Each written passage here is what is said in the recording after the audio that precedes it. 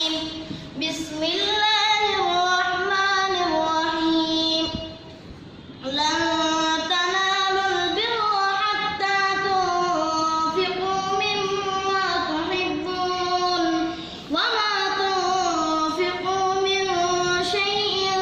فإن الله به عليم كل الطعام كان حلا لبني إسرائيل إلا ما حرم إسرائيل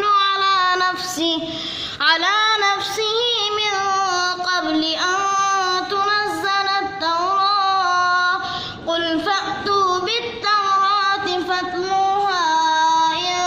كنتم صادقين فمن افترى على الله الكذب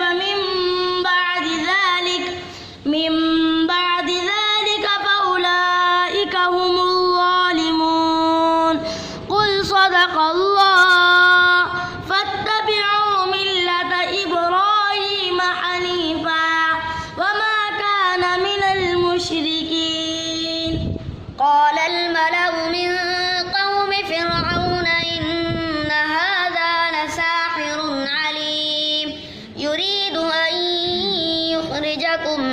من أرضكم فماذا تأمرون قالوا أرجه وأخاه وأرسل في المدائن حاشرين يأتوك بكل ساحر عليم وجاء السحرة فرعون